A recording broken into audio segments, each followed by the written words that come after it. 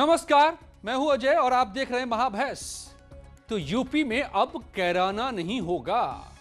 विधानसभा उपचुनाव के लिए मैदान में उतरे योगी की हुंकार के क्या क्या मायने हैं। याद कीजिए 2016 के उस साल को जब बीजेपी के सांसद हुकुम सिंह ने मुस्लिमों के दबाव में कोरोना से हिंदुओं के पलायन का मुद्दा उठाया था और पूरे देश में सनसनी फैल गई थी। लोग बताते थे उस वक्त कि उस दौर में वहां थाने की नहीं चलती थी, बड़े थाने की चलती थी। और वो बड़ा थाना कौन था? एसपी के विधायक नाहिद हसन, जो अब जेल तक पहुंचे।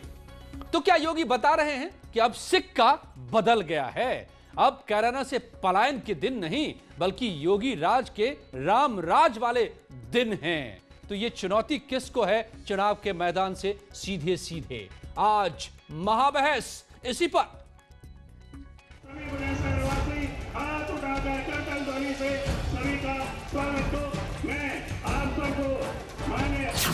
कैराना के नाम पर सत्ता का सेमीफाइनल। मैंने आपसे कहा था कोई कैराना और कांदला की घटना करने का दुस्साहस नहीं कर पाएगा। कोई सचिन और कोई गौरव फिर से अपने आप को बलिदान करने की आवश्यकता नहीं महसूस होगी। और एक एक माफिया के घरों में और उनकी अपूर्व संपत्तियों पर चल रहा बुलडोजर आज इसका प्रमाण है। जैसा वोट वैसी ही सियासी चोट। अलीगढ़ में मुस्लिम विश्वविद्यालय की स्थापना के लिए राजा महेंद्र प्रताप सिंह जी ने अपनी पूरी संपत्ति दान कर दी, लेकिन राजा महेंद्र प्रताप सिंह जी के नाम पर उस विश्वविद्यालय में एक भी शिलापट नहीं था। लेकिन आज मैं कह सकता हूं, भारतीय जनता पार्टी की सरकार प्रदेश में आई और महाराजा महेंद्र प्रताप सिंह जी के नाम पर एक नया विश्वविद्यालय उसी अलीगढ़ में बनाने का कार्य हमारी सरकार कर रही है। मैदान में योगी, कहां है विपक्ष? भारतीय जनता पार्टी ने कुछ वर्ष पहले वहां माहौल खराब करने का काम किया था। मैं इन्हीं से पूछना चाहता हूं, आज इनकी सरकार है, वहां पलायन की आवाज इन्होंने उठाई थी।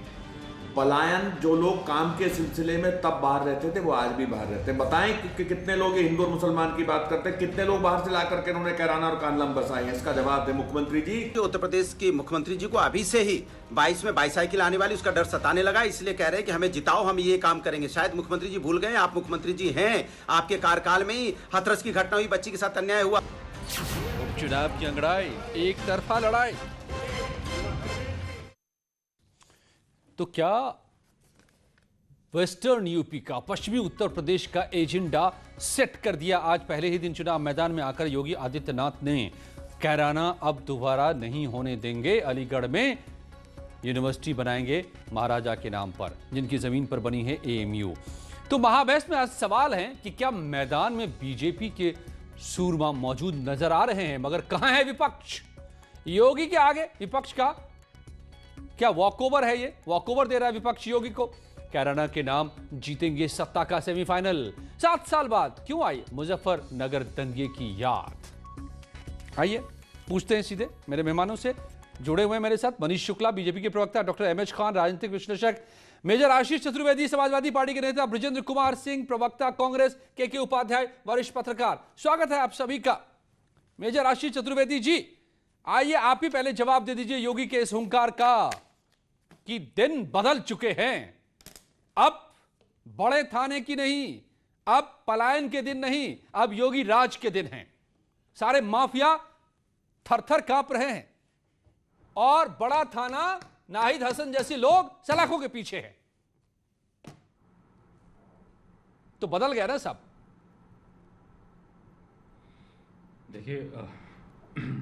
देखिए समय तो हमेशा ही बदलता है। यही समय की खूबसूरती है कि वो कभी भी एक जैसा नहीं रहता है, वो हमेशा बदलता है। तो जैसे पहले बदला है, ऐसे आने वाले समय में वो फिर बदलेगा। यही समय की खूबसूरती है। तो अब जहाँ तक योगी जी ने जो बातें उठाई हैं, मैं समझता हूँ अगर वो काम की बातें करते कि हम लोगों ने ये बनाया या हम लोगों ने इस तरीके की लोगों को जॉब्स दिए, इस तरीके के हॉस्पिटल्स बनाए, इस तरीके के एजुकेशनल इंस्टीट्यूशंस बनाए, इतनी सड़कें बनाई, अगर इस तरीके की बातें करके वोट मांगते तो ज़्यादा अच्छा लगता। बजाय इसके कि हमेशा की तरह भाजपा जो है हिंदू मुसलमान ही करके ले रही है, तो उसी बार भी आप देख रहे हैं कि उन्होंने यही बातें कही, कहीं भी ये नहीं बताया कि आपने कितने स्कूल कॉलेजेस बनाए या कुछ इस तरीके के डेवलपमेंट प्रोजेक्ट्स लाए या एक्सप्रेस हाईवेज बनाए हो। ठीक है, इस तरीके की बातें अगर उनने की होती तो ज्यादा अच्छा लगता बजाय इनके। तो मेजर साहब आप ये कह रहे हैं कि अब वक्त हमेशा बदलता है, फिर से बदलेगा, तो आप क्या कहना चाह रहे हैं कि फिर से वक्त आएगा कैराना से पलायन का, फिर से वक्त आएगा मुख्तार अंसारी का, फिर से वक्त आएगा अतीक अहमद का, फिर से वक्त आएगा बड़े थाने का, कैराना में, शामली में? फिर से मेरा सिर्फ ये कहना है कि फिर से वक्त आएगा साइकिल का, और साइकिल के साथ ये सब, इन सब का भी जिनका जिक्र कर रहे हैं योगी चुनावी सभा में बुलंदशहर में जाकर। नहीं नहीं नहीं, ऐसा कुछ भी नहीं हो। नहीं, क्योंकि इन सब का क्रेडिट आप ही को जाता है। एमएच खान साहब जानते हैं इस बात को, आज व्यक्ति को नहीं आने लगा। बृजेंद्र जी भी इस बात को नहीं इनकार करेंगे, हालांकि उनको भी क्रेडिट जाता है वैसे हसन परिवार के लिए। बिल्कुल क्लियरली कट जी, ओके ठीक है। नहीं, बिल्कुल उनका क्लियर कट है अखिलेश जी का कि कोई भी आपराधिक व्यक्ति होगा उसको हम पार्टी में नहीं लेंगे। चलिए मनीष शुक्ला जी, तो बदल तो अब समाजवादी पार्टी भी गई है, तो कौन नई बात है कि आप बदल दे रहे हैं यूपी को? देखिए, माननीय योगी जी ने जो भाषण किया उसमें 3 लाख नौकरियों का भी जिक्र किया, सड़कों का भी किया, लेकिन डिबेट आज कैराना पे आप लेकर आए हैं, तो जरूर मैं कहना चाहूंगा कैराना की स्थिति और कांधला की स्थिति, किस तरीके से वहां एक भी पेट्रोल पंप नहीं बचा था, केलन में पेट्रोल बिकते थे, व्यापारी छोड़कर जाने के लिए मजबूर थे, और मुजफ्फरनगर में जो सचिन की बात हुई और गौरव की बात हुई, किस तरीके से अपनी बहन की इज्जत बचाने के लिए उनको अपनी जान देनी पड़ी, ये सबको याद है। और वहां जो दंगे हुए थे, दंगों में किस तरीके से जाति और धर्म देकर FIR दर्ज की गई, और कुछ लोगों को इसलिए छोड़ा गया कि वो धर्म विशेष के थे।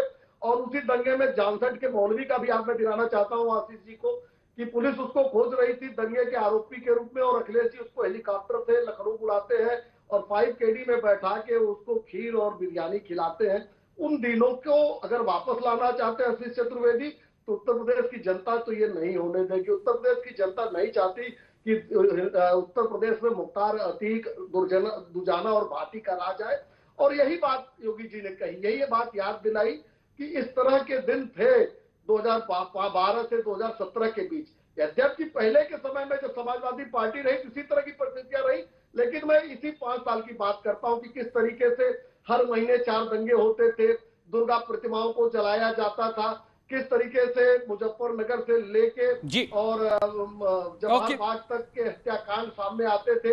और सबसे महत्वपूर्ण बात थी कि निर्लज्जता से सरकार ऐसे अपराधियों के संरक्षण में खड़ी रहती थी। ठीक है, बृजेंद्र कुमार सिंह जी कांग्रेस के प्रवक्ता भी जुड़े हुए मेरे साथ। बृजेंद्र जी, क्या यह गलत बात है क्या कि पश्चिम उत्तर प्रदेश में इज्जत के साथ जीना बहुत सारे लोगों के लिए बहुत ज्यादा मुश्किल हो गया था बड़े लंबे समय तक, और इसकी लड़ाई चलती रही है वहां पर, और शायद आज भी कई जगहों पर चल रही है। मैं भी घूमा हूं इन सभी जगहों पर जिनका जिक्र कर रहे थे सीएम योगी और मनीष जी कर रहे हैं।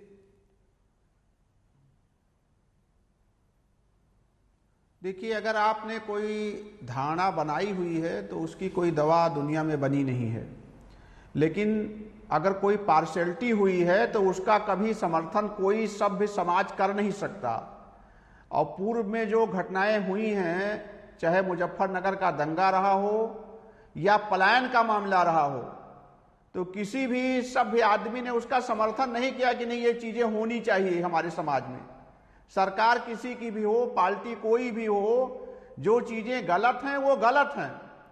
हमारे माननीय मुख्यमंत्री जी अगर ये गलतियां हुई है ना बृजेंद्र जी, आप मानते हैं ना कि ये गलतियां हुई हैं पिछले सालों में, पिछली सरकारों में, या नहीं हुई हैं गलतियां? नहीं, कुछ हुआ होगा तभी तो सवाल उठ रहा है। नहीं, कुछ मुजफ्फरनगर दंगा हुआ, उससे कौन इनकार कर सकता है? उसमें कौन सही था कौन गलत था ये तो जांच का विषय है, और ये तो न्यायपालिका तय करेगी। लेकिन हुआ, घटनाएं हुई नहीं है ये कहना तो गलत बात होगी। घटनाएं तो हुई हैं, लेकिन जो आज हो रहा है वो भी उसी प्रकार की पार्शियलिटी है कि आप सेलेक्टिव लोगों पर कार्रवाई कर रहे हैं। आज भी जो हाथरस की घटना हुई है, पूरा प्रशासन आज तक जुटा हुआ है कि कैसे हम पीड़िता को ही दोषी साबित कर दें। इस एसआईटी इसी सूट पर काम कर रही है। उसी समय जब मीडिया को वहां रोका गया हुआ था, जब विपक्ष का कोई आदमी वहां जा नहीं सकता था, तो वहीं वो आरोप। अब तो सीबीआई जांच कर रही है, करने दीजिए ब्रिजेश जी। सीबीआई 12 दिन से खाक छान रही है, तो अब उस मुद्दे को अभी रहने देते हैं, हम उस पर बात कर लेंगे कि सीबीआई कुछ सामने नतीजे लेकर के आए तो नहीं करने दीजिए। तो परसेप्शन क्यों बना रहे हैं आप? उसी प्रकार बलिया, आप तो क्या करें? अब सीबीआई की भी नहीं माने, सुप्रीम कोर्ट की भी नहीं माने, थोड़ा इंतजार कर लेते हैं। उस मुद्दे पर शिफ्ट होने से बेहतर है कि आज के मुद्दे पर बात करें। सीबीआई ने कहा है कि भारतीय जनता पार्टी, सीबीआई ने कोई फैसला दे दिया है कि भारतीय जनता पार्टी जो वहां जिसके साथ दुर्घटना हुई है उसे अपराधी साबित करो? ऐसा कोई आदेश मैंने तो नहीं सुना अभी तक। नहीं, तो मैं कह रहा हूं इंतजार कीजिए साहब। खड़ा कर रहा हूं। अरे ब्रिजेश जी, मैं कह रहा हूं इंतजार कीजिए कि सीबीआई क्या पड़ताल करके सामने लाती है। अभी उस मुद्दे को रहने दीजिए। अभी बात कीजिए ना कि किस तरह से शामली में, कैराना में बड़े थाने की चलती थी। बड़े थाने की चलती थी, आपको मालूम है? आप जानते हैं बड़ा थाना क्या है? आपको एमएच खान साहब बता देंगे। एमएच खान, डॉक्टर खान बता देंगे आपको कि बड़ा थाना क्या था वहां पर, जिसका जिक्र कर रहे हैं आज योगी आदित्यनाथ कर रहे हैं जी। खान साहब जरा बताइए। आज भी गलत लोगों के खिलाफ एफआईआर हो रही है, आज भी लोग टार्चर किए जा रहे हैं, प्रताड़ित किए जा रहे हैं। ठीक है, न्याय व्यवस्था है इस देश में। डॉक्टर खान साहब जरा बताइए, वो कौन थे जो बहन जी के सामने सिर झुकाने से इनकार कर गए थे? और मैं जब उस दौर में, पलायन वाले दौर में गया वहां, तो लोगों ने बताया कि यहां थाने की नहीं चलती, यहां बड़े थाने की चलती है, फैसला वहां से होता है। कौन है रहा है वो बड़ा थाना? क्या होता रहा है? नहीं झा साहब, सारी शामली से मुजफ्फरनगर तक। झा साहब, सारी बातें तो आपके मुखार बिंदु से आई गई हैं और पूरे उत्तर प्रदेश, उत्तराखंड में लोगों ने सुना भी है। उस पर ज्यादा बहस करने की इसलिए आवश्यकता नहीं है कि 2016 का मामला है और 2016 के बाद 2017 में आम चुनाव हुए थे, जिसमें इसी मसले को लेकर भारतीय जनता पार्टी ने जनता के बीच में गई थी और पूर्ण बहुमत प्राप्त कर लिया था। अगर ये कैराना कांड नहीं होता तो ये पूर्ण बहुमत सरकार नहीं आ पाती। अब जो 4.5 साल, 3.5 साल आप कह रहे हैं बीत गया है, जैसा कि आपके मुखार बिंदु से भी निकला कि अभी भी वो चीजें यहां उत्तर प्रदेश में हो रही हैं। देखिए, अगर ये बात कही जाती कि अब दलित बेटियों के ऊपर अत्याचार नहीं होगा, बलात्कार नहीं होगा, ये बात कही जाती कि कोई जातवाद की बात नहीं मानी जाएगी। बलिया में विधायक जी कहते हैं कि मैं ठाकुर हूं, अगर वो यादव को सपोर्ट करते हैं, मैं ठाकुर को सपोर्ट करता हूं। वार्ता तो दोनों तरफ से चल रही है, रुक नहीं कहीं रही है। अगर ये बात सामने आती कि नाबालिग बच्चियों को, 2.5 साल बच्चियों के साथ रेप नहीं होगा, अब हमारे शासन में ऐसे गुंडों, बदमाशों, मवालियों के साथ मकान गिरा दिए जाएंगे। मकान तो नहीं गिराए गए किसी के। ठीक है, देखिए, ये सब सवाल उठता है तब जब सवाल खत्म हो जाता है, तब सवाल फिर उठाने की कोई आवश्यकता नहीं है। अब नई चीजें बताइए, आपकी वैक्सीन आ रही है तो आपको फ्री मिलेगी नहीं मिलेगी। अब नया सवाल उठाइए कि आपको कोरोना वायरस से कैसे बचना है, कैसे नहीं बचना है। इस महामारी से हम जूझ रहे हैं, हम इस महामारी की बात करें तो ज्यादा बेहतर होगा मेरे समझ से। ठीक है, ओके।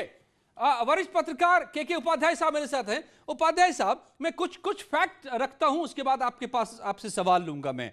और फैक्ट ये है कि क्या यह महज इत्तेफाक होता है कि उस शामली में, कैराना में बैठा समाजवादी पार्टी का विधायक बड़ा थाना कहलाता है और उस पर मुकदमा दर्ज होता है लोगों के जमीन हथियाने का, और अदालत भी उसको सलाखों के पीछे पहुंचा देता है, याचिका कैंसिल करके, रद्द करके।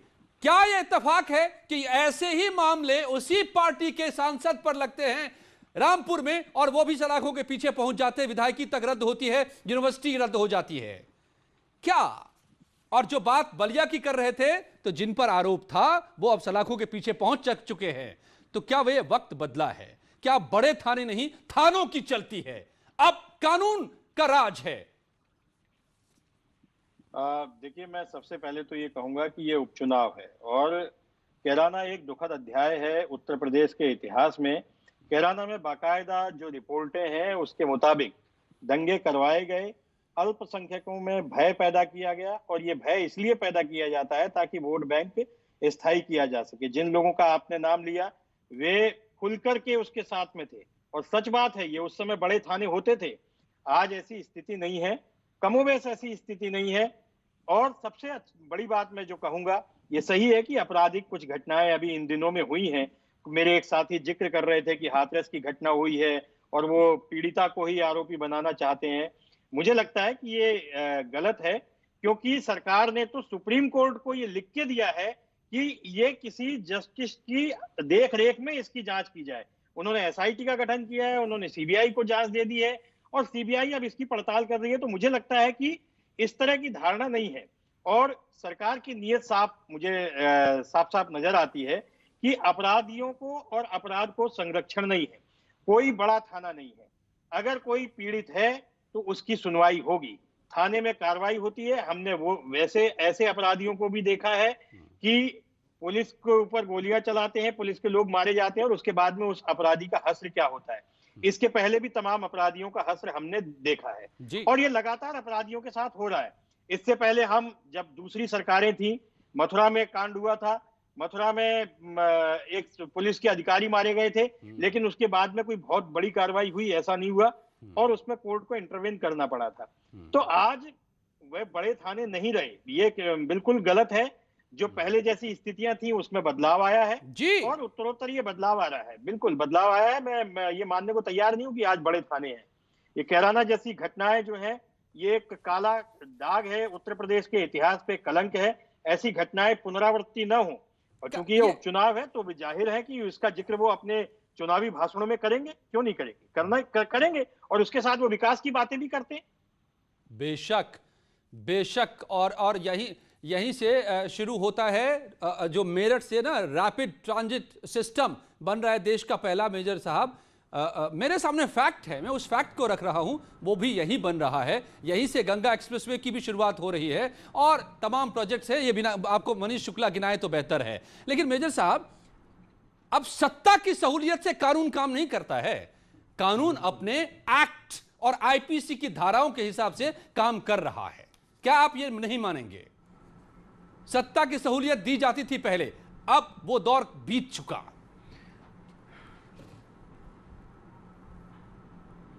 मैं आपको बता दूं सत्ता की सहूलियत है क्या। सत्ता की सहूलियत यह है कि डीएम आदेश देता है कि इस लड़की को रातों रात जला दो। यह है सत्ता की सहूलियत, यह है सत्ता की सहूलियत। इनके विधायक जो हैं 1 साल बाद गिरफ्तार होते हैं, 1.5 महीने बाद उस लड़की का सेंगर, वो है सत्ता की सहूलियत। चिन्मयानंद, इनकी पार्टी के सांसद, जिस लड़की इन पे आरोप लगाती है कि उनके साथ बलात्कार हुआ, ये उन्हीं के खिलाफ, उस लड़की के खिलाफ एफआईआर करा देते हैं। यह है सत्ता की सहूलियत, इसे सत्ता की सहूलियत कहते हैं। अभी ये बात कर रहे थे 3 लाख नौकरियों की, तो कौन सी वो नई फैक्ट्रियां हैं जो इन्होंने बनाई हैं जिसमें इन्होंने 3 लाख जो जॉब्स जो नए, जवाब जरा बताएं। जवाब मनीष शुक्ला जी हैं जो लगाई गई हैं, रिप्लाई जो लगाई गई हैं, reply to major Ashish Chaturvedi, जवाब दीजिए कि कहां लगाई गई है, कौन सी वो फैक्ट्रियां हैं जिसमें 3 लाख आपने नौकरियां दी। बिल्कुल आशीष जी, देखिए ये तो वो नौकरियां हैं जो सरकारी महकमे में दी गई हैं। 1,37,000 तो केवल सिपाही की भर्ती की गई है। सहायक अध्यापकों में पहली जो भर्ती आई 68,500 के अगेंस्ट 42,500 की किया गया है, और 69,000 के अगेंस्ट अभी 31,277 की नियुक्ति की प्रक्रिया चल रही है। नियुक्ति पत्र दिया जा चुका है, जिले अलॉट हो जाएंगे। जोड़िए 1,37,000 प्लस, ये तो मनीष जी पुरानी है ना, 31,277। अब नहीं, ये अभी हमने दी है, ये अभी इसी सरकार के दौरान की नौकरियां हैं। और इसके अतिरिक्त मनीष जी ये पुराना केस है जो अभी सुप्रीम कोर्ट में होल्ड किया हुआ था, ये वो केस है। प्रोबासी जी आपके समय में ये तो ठीक बात है, 3 लाख सिपाही के पद आप लोगों ने खाली रखे थे। और मैं एक बात कहना चाहता हूं, आपने कहा अंत्येष्टि हुई थी और उसको लेकर सवाल खड़ा हुआ, तो सीबीआई जांच का आदेश कर दिया गया। मैं आपके समय की एक घटना बताता हूं। राजूपाल विधायक थे इलाहाबाद पश्चिमी से, उनकी हत्या किया, आपके प्रत्याशी अशरफ अतीक के भाई अशरफ ने हत्या की। रात के अंधेरे में वर्तमान विधायक की लाश को लावारिस की तरह जलाया गया था। तो अगर आप आशीष जी से पूछेंगे तो मुझे तमाम घटनाएं याद है, मैं बता सकता हूं आपको। हाथरस का जिक्र अभी कांग्रेस के भी साथी ने किया, उसका भी मैं जवाब देना चाहता हूं। हाथरस की घटना राजनीतिक लोगों ने वहां एक षड्यंत्र रचा था कि इस प्रकरण के बहाने उत्तर प्रदेश को जाति दंगों में और धार्मिक दंगों में ढकेला जाए। और कांग्रेस के राहुल गांधी और प्रियंका जी जिस तरह से हंसते खिलखिलाते हुए हाथरस जा रहे थे, उससे उनकी संवेदना का पता चलता है। कल उसके साजिशकर्ता कंपन सिद्दीकी से जिस तरह से नहीं, तो मतलब डीएम ने रात में ही क्यों जलाया? के लोगों से भेंट किया राहुल गांधी ने। Okay, let the CBI reply. हम बार बार घूम के उसी मुद्दे पे चले जा रहे हैं। हम उपचुनाव की बात कर रहे हैं। को अभी तक सस्पेंड नहीं किया गया। मनीष जी क्यों नहीं सस्पेंड किया? Don't deviate the issue. ले लिया है, इस पर हमने बहुत सारी बातें की है सर। रात में जलाने वाले, इस मुद्दे पर रात में जलाने को लेकर बहुत सारी हमने बहस की है। अभी आज हमारा उपचुनाव है मुद्दा, ब्रजेश सिंह जी। और उपचुनाव जब मुद्दा है तो 3.5 साल में योगी ने क्या सब किया, तो उसमें हिसाब वो अगर दे रहे हैं नौकरियों का, फैक्ट्रियों का, सड़कों का, हाईवेज का और इन्वेस्टमेंट का, तो ये भी बता रहे हैं कि इज्जत से जीना भी हमने बताया है, कानून का भी राज बनाया है। ब्रजेश सिंह जी, क्या आप नहीं मानते कि नंगा नाच चलता था मऊ से लेकर प्रयागराज तक, रामपुर से लेकर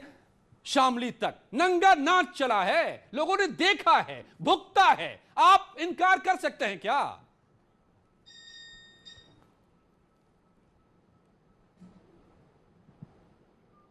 अजय जी, आप ये किस तरीके की भाषा का उपयोग कर? नहीं, मैंने पूछा है बृजेंद्र कुमार सिंह साहब से, और अगर आप बृजेंद्र सिंह जी नहीं सुन पा रहे, ओके, खान साहब, नहीं, क्या होता रहा है जी मऊ से लेकर प्रयागराज में, क्या होता रहा है रामपुर से लेकर के शामली में, क्या इससे इनकार कर सकते हैं?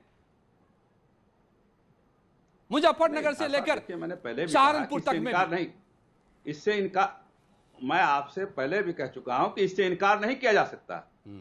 इस इनकार से ही आपके बीजेपी सत्ता में आई है। अगर ये काम ना हुए होते तो बीजेपी सत्ता में क्यों आती? जनता ने इनाम दिया है आपको, 300 कुछ सीटें लेके आप आए।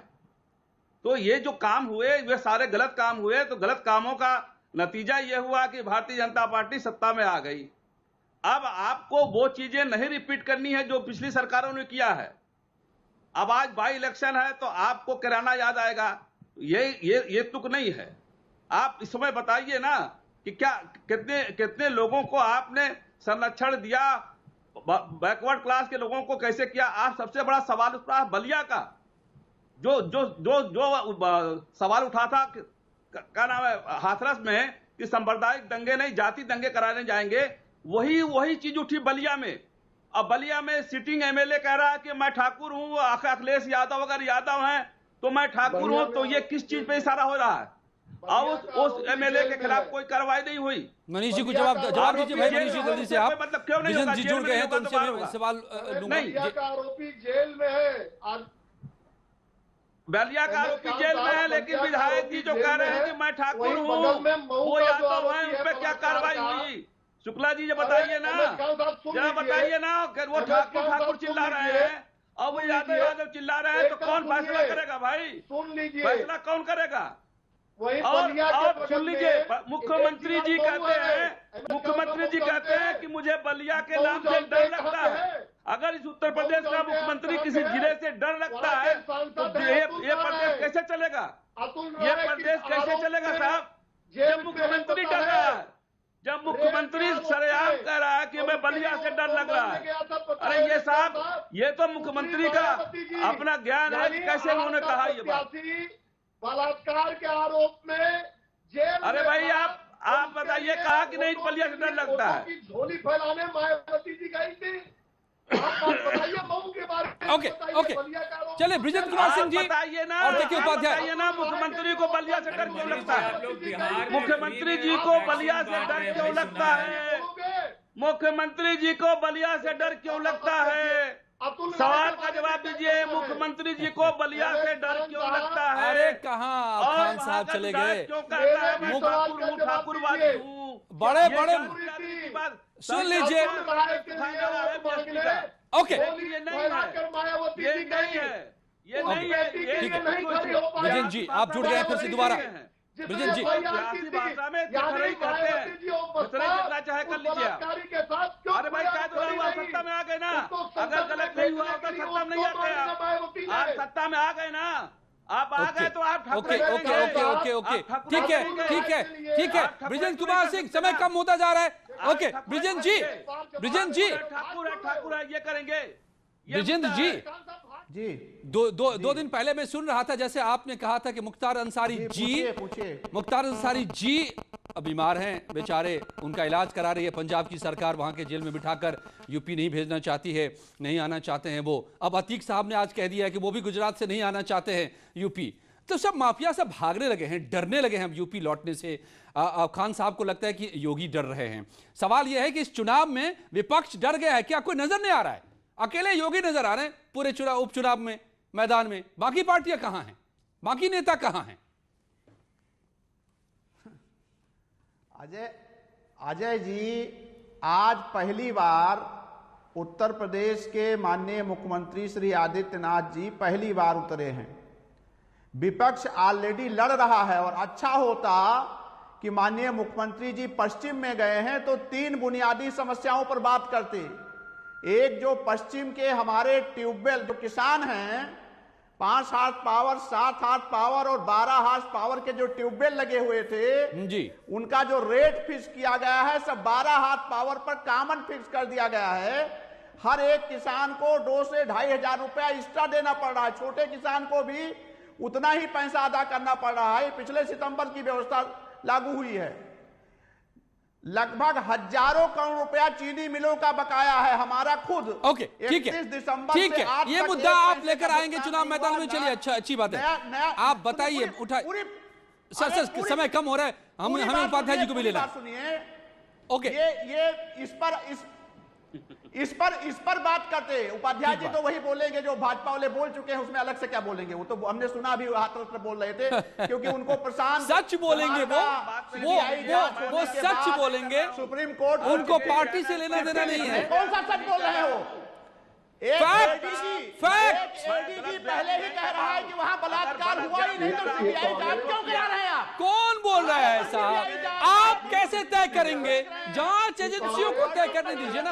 आप तय करेंगे क्योंकि आपको सियासत करनी है, उन्हें सियासत नहीं करनी है। वो सच बोलेंगे। क्या बात कर रहे हैं आप? वो सियासतदान नहीं है। आप जनता उपाध्याय जी, अरे आप कोई बात नहीं की। सुनिए उपाध्याय जी, मुख्यमंत्री जी उपाध्याय जी, अरे उपाध्याय जी सुनिए। सिंह साहब सुनिए, सिंह साहब सुनिए, सुनिए। आप बलरामपुर में चुप रहेंगे, हाथरस में बोलेंगे क्योंकि आपको सियासत करनी है। उपाध्याय जी को सियासत नहीं करनी है। उपाध्याय जी सच बोलेंगे। उपाध्याय जी सच बताइए आप। कानून व्यवस्था रोज 11-12 बलात्कार हो रहे हैं, इस पर बात करना चाहिए। ओके टाइम बिल्कुल खत्म है मेरे पास। उपाध्याय जी जल्दी से आप अपना एक कंक्लूसिव रिमार्क उनका जिम्मेदारी है कि रोटी भी और इज्जत भी यूपी को दोनों चाहिए। इसमें नई बात क्या है? अपने जिम्मेदारी का निर्वहन करें। सर उपाध्याय जी देखिए अजय जी देखिए अजय जी ऐसा है कि अपराध जो है कुछ सामाजिक बुराइयां होती हैं। सबसे बड़ी बात है कि अपराध हो और अपराधी पकड़ा जाए, उस पर सख्त एक्शन हो और सरकार की नीयत में ये कठोरता दिखाई दे। वो कठोरता दिखाई दे रही है। अभी एक साथी ने मुझ पे ही आरोप लगा दिया कि ऐसा बोलेंगे। अरे भाई जो दिख रहा है वही बोलेंगे। कहां दिखाई पड़ रहा है? शाहजहांपुर में 5 बार बलात्कार आरोप लगा। बलात्कार कौन सरकार करती है यार? प्रशासन ने उनको बनाकर उसको पलट दिया। ये कौन सी अरे कोई नहीं पलटा। अभी हाथरस की घटना को क्या पलटा? आप देख रहे हैं। ब्रिजेंद्र जी फिर आपको मैं बोलूंगा कि आपका रिश्ता क्या है? आपका रिश्ता मुख्तार अंसारी जी से क्या है जो आप कह रहे हैं? तो फिर आप बोलेंगे कि हम आपके खिलाफ बोल रहे हैं। तो कौन किसके साथ है और कौन किसके खिलाफ है, ये सबसे ज्यादा कौन जानता है? बताएं आप सबको। जनता जानती है, पब्लिक जानती है, क्योंकि इसका नफा और नुकसान दोनों उसी को होता है। चुनाव का एक वक्त है, उपचुनाव है, कुछ सीटों पर है, लेकिन ये ट्रेलर है 2022 का। तो जनता तय करेगी कि क्या उसके हक में है और क्या उसके खिलाफ। धन्यवाद आप सबका मेरे साथ आज महाबहस में जुड़ने के लिए। जीनत से अब इस वक्त की खबरें। शुक्रिया। जो